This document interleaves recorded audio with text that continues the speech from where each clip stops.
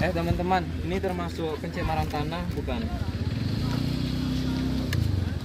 Iya, inilah yang dimaksud dengan pencemaran tanah. Bang, tanah yang tercemar itu ciri-cirinya seperti apa? Kalau tanah yang tercemar itu ciri-cirinya seperti tingkat kesuburan tanah menurun, pH-nya tinggi, dan terdapat banyak bahan anorganik seperti sekarang ini banyak botol bekas, sampah-sampah dari botol bekas seperti plastik dan yang lainnya.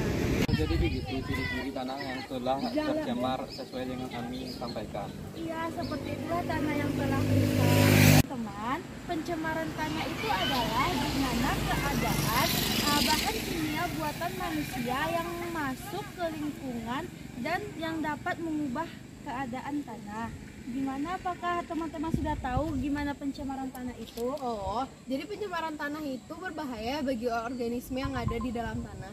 Iya, itu sangat berbahaya bagi organisme, sehingga kita harus menghindari pencemaran tanah. Itu juga ada cara untuk mengatasi pencemaran tanah. Iya, pencemaran tanah ini ada cara mengatasinya. Yang pertama, mengubah bahan organik menjadi pupuk dan mengubah bahan anorganik seperti botol-botol bekas menjadi pengeringan. Benar, aku juga memanfaatkan botol plastik untuk membuat bunga untuk ibuku. Ya, bagaimana ciri-ciri tanah tercemar dan cara mengatasi pencemaran tanah tersebut. Dan aku juga sudah mengerti apa itu pencemaran tanah. Kita bisa selalu menceritakan hal yang bermanfaat seperti ini. Ya, semoga kedepannya kita bisa lagi berkumpul seperti ini dan membicarakan hal-hal yang bermanfaat lagi. Ya, amin. Sekarang mari kita bersihkan lingkungan ini biar lebih indah dan bersih.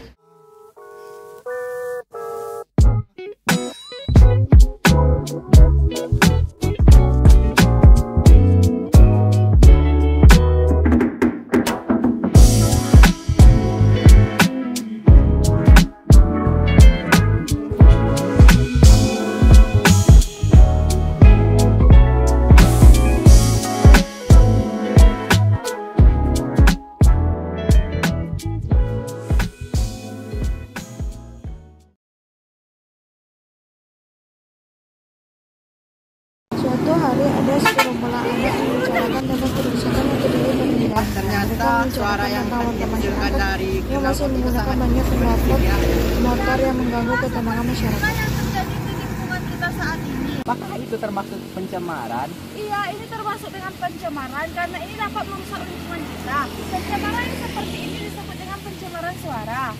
Emang pencemaran suara seperti apa? Jadi teman-teman yang sangat aku cintai, Delala. Aku akan menjelaskan tentang pencemaran suara itu. Kamu sudah tahu banget dah. Aku memang tahu, kamu meremehkan aku ya. Jadi, pencemaran suara itu disebabkan oleh suara bising yang terus-menerus dan suara yang sangat keras yang dapat memekakan telinga. Kebisingan dari suara tersebut dapat juga mengganggu kesehatan kita. Jadi pencemaran suara itu memiliki dampak yang buruk ya? Pasti dong, pencemaran suara ini memiliki dampak yang buruk bagi lingkungan kita. Cara mengatasinya bagaimana? Cara mengatasinya yang pertama dengan cara melakukan sosialisasi tentang bahaya pencemaran suara dan dengan mengadakan kampanye tentang cara mencegah agar lingkungan kita tidak rusak lagi. Oh, jadi seperti itu ya, bahwa pencemaran suara itu memiliki dampak yang buruk. Sebaiknya kita menggunakan knalpot yang standar. Aku juga tahu bahwa pencemaran itu juga memiliki dampak yang besar bagi lingkungan kita. Tunggu dulu dong. Sebelum itu kita masih harus memiliki pengetahuan tentang banyak hal mengenai pencemaran suara ini. Lagi yang harus kita ketahui, ada alat yang dapat mengukur kebisingan. Alat tersebut dikenal dengan nama SLM atau sound level meter. Selain itu, kebisingan dapat dinyatakan dalam satuan desibel. Rata-rata, seseorang dapat mendengar suara sekitar 20 sampai 20 ribu Hz. Kebisingan adalah tingkat frekuensi di atas 80 dB. Di negara kita, nilai ambang batas atau NAP diperkenakan sebesar 85 dB dalam jangka waktu kerja 8 jam per hari. Dari pencemaran suara. Ada juga macam-macam pencemaran, yaitu seperti kebisingan inklusif kontinu, kebisingan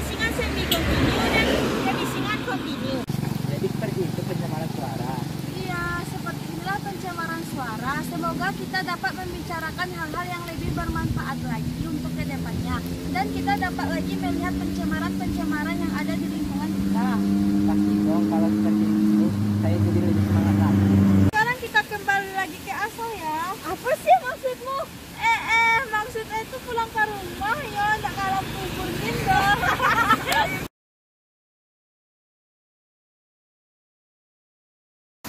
Di suatu siang yang cerah, ada segerombolan anak yang melakukan kegiatan yang berbincang-bincang dengan temannya. Dalam pembicaraan, seorang anak menanyakan kepada temannya tentang pencemaran. Pencemaran itu maksudnya atau dimaksudnya makhluk hidup, zat energi atau komponen lainnya yang masuk ke dalam lingkungan hidup karena aktivitas manusia ya, sehingga dapat menurunnya kualitas di dalam lingkungan hidup tersebut dan dapat mengakibatkan lingkungan tersebut tidak dapat berfungsi sebagaimana mestinya. Oh, berarti pencemaran itu sangat berbahaya ya bagi lingkungan. Ya, bagaimana kalau kita melihat pencemaran itu secara langsung? Wah, ide bagus tuh. Tempat ini sudah tercemar ya karena banyak masyarakat yang mencuci pakaiannya di sungai. Iya, tempat ini sudah tercemar. Pencemaran seperti itu disebut dengan pencemaran air. Aku belum tahu nih pencemaran air itu seperti apa. Pencemaran air itu bisa seperti masuknya makhluk hidup atau zat lainnya ke dalam air yang dapat merusak kualitas air hingga yang mengakibatkan kualitas air menurun ke tingkat tertentu sehingga tidak dapat berfungsi sebagaimana mestinya. Oh begitu. Ternyata pencemaran itu berbahaya ya. Teman-teman, lihat tuh ada masyarakat yang mencuci di sungai. Padahal kan tidak baik untuk masuk ke air.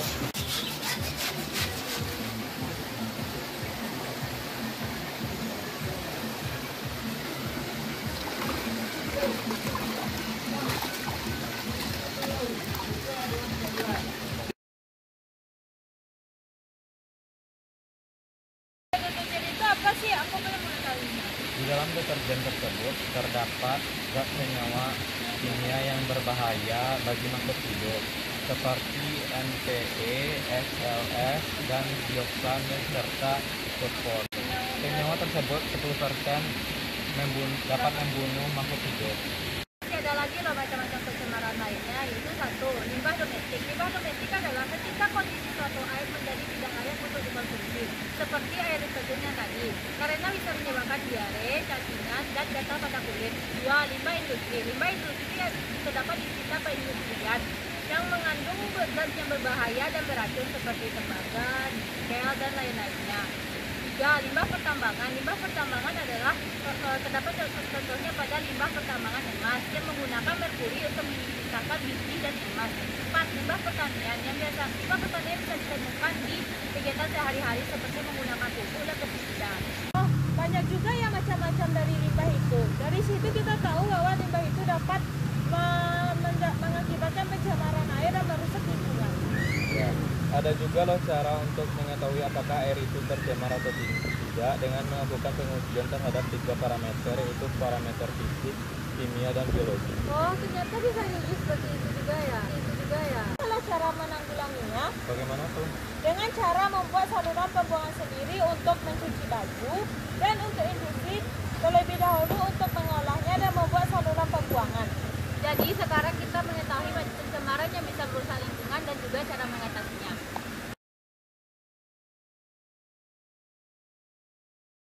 Setelah melihat beberapa pencemaran yang ada di lingkungan masyarakat, saat ini anak-anak telah memahami cara untuk melestarikan lingkungan. Dalam pembicaraan yang mereka lakukan, ternyata masih ada satu pencemaran lagi yang sangat marak di masyarakat saat ini, yaitu pencemaran udara. Sekarang kita mau lihat pencemaran udaranya gimana? Pencemaran udara sangat mudah dijumpai. Pencemaran udara itu apa ya?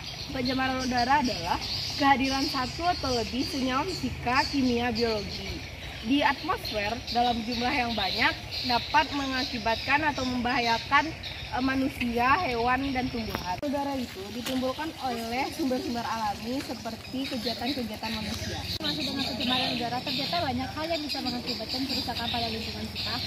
Bagaimana kalau kita melihat pencemaran udara di sekitar sini? Benar, aku sangat penasaran dengan pencemaran itu.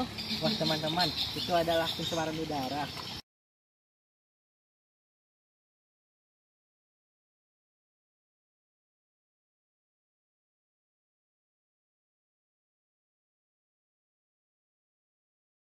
kan sangat banyak. Padahal pembakaran di lingkungan atau tempat pembuangan sampah sudah dilarang pada peraturan daerah atau Perda nomor 2 tahun 2005. Sudah dilarang masih juga dilakukan. Ya begitulah warga plus 62. Yang dibakar juga menghasilkan karbon dioksida yang dapat memperparah global warming dan juga menghasilkan gas kolor yang merusak atmosfer bumi.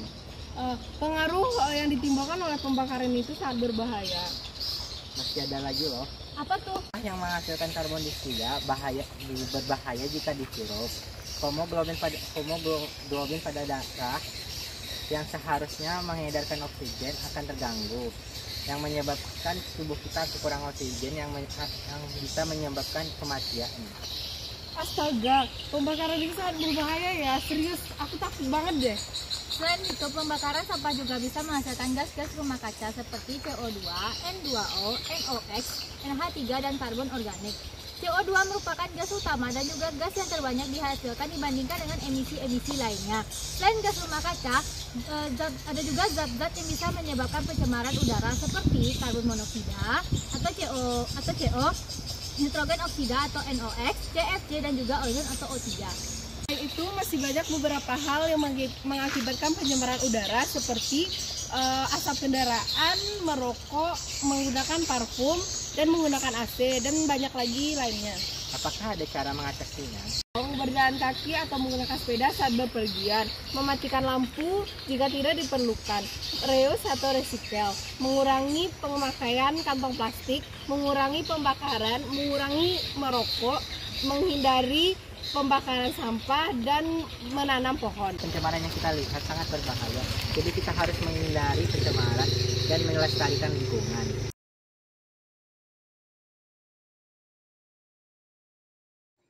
Ada 3 cara untuk mengolah sampah, yaitu yang pertama reuse, yang berarti menggunakan kembali sampah yang masih dapat digunakan untuk fungsi yang sama ataupun fungsi lainnya. Yang kedua, reduce, yang berarti mengurangi segala sesuatu yang mengakibatkan sampah.